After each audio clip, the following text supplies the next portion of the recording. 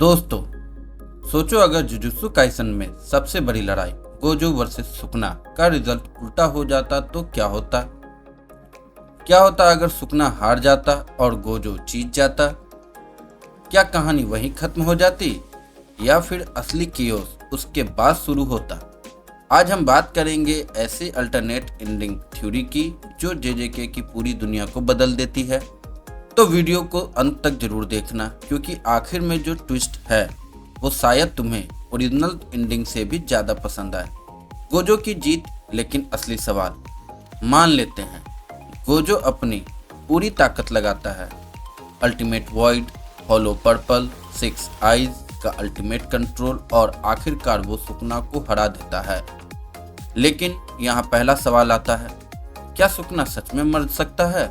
सुकना कोई साधारण कर्स नहीं है, वो एक कंसेप्ट है। वो हजारों साल से नेगेटिविटी का राजा है।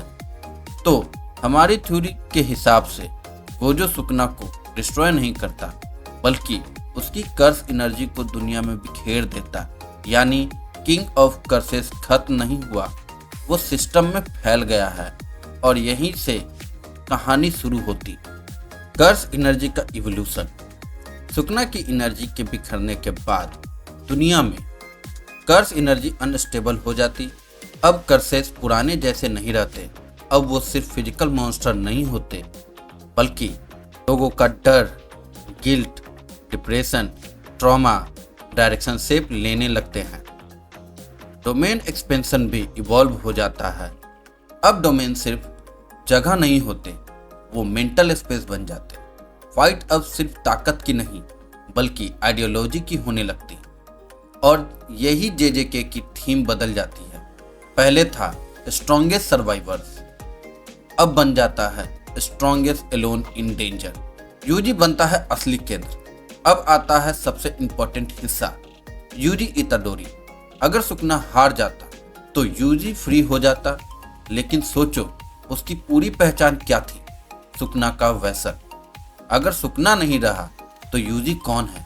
इस थ्योरी में यूजी रियलाइज करता है कि कर्स एनर्जी का असली सोर्स मॉन्स्टर नहीं, बल्कि इंसानों की नेगेटिविटी है। तो वो डिसीजन लेता है, वो कर्स से नहीं बल्कि माइंडसेट से लड़ेगा। यूजी स्ट्रॉन्गेस्ट नहीं बनता, वो सिंबल बनता है चेंज का। वो नई जनरेशन को सिखाता है कि अगर इंसान बदलेगा तो कर्स खुद खत्म हो जाएंगे। गोजो का सबसे बड़ा फैसला। अब बात करते हैं गोजो की। गोजो जीत गया, वो साबित कर चुका है कि वो स्ट्रॉन्गेस्ट है। लेकिन गोजो हमेशा से क्या चाहता था? एक ऐसी दुनिया जहां सिर्फ एक स्ट्रॉन्गेस्ट पर सब डिपेंड ना रहे। तो इस अल्टरनेट एंडिंग में गोजो खुद को सील कर लेता है। हाँ, वॉलंटरली। क्यों? क्योंकि जब तक वो मौजूद है, वायलेंस इम्पॉसिबल है। वो अपनी पावर डिवाइड कर देता है या खुद को दुनिया से हटा लेता है, ताकि नई जनरेशन बराबरी से ग्रो कर सके। ये सेक्रीफाइस फोर्स नहीं, ये डिसीजन है।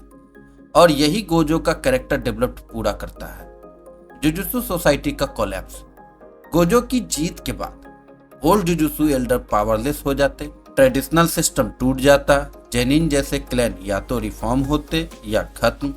नई सोसाइटी बनती जहां Yuji moral centre, Megumi tactical mind, Yuta raw power, Hakari unpredictable, सब मिलकर सिस्टम चलाते। अब कोई एक स्ट्रॉन्गेस्ट नहीं है, अब वायलेंस है। फाइनल सीन इमेजिन करो, कलिंग गेम खत्म हुआ, दुनिया में अभी भी कर्सेस एनर्जी हैं, लेकिन स्टेबल हैं। यूजी बच्चों को ट्रेन कर रहा है, मेगुमी शैडो टेक्निक के नए रूल्स बना रहा है, और कहीं दूर एक सील्ड डायमेंशन में गोजो मुस्कुरा रहा है, क्योंकि इस बार वो स्ट्रॉन्गेस्ट नहीं बल्कि कैटलिस्ट था। तो दोस्तों, ये थी हमारी अल्टरनेट एंडिंग थ्योरी। अब तुम बताओ, क्या तुम्हें ओरिजिनल डार्क एंडिंग पसंद है या ये वायलेंस एंडिंग ज़्यादा सही लगती है?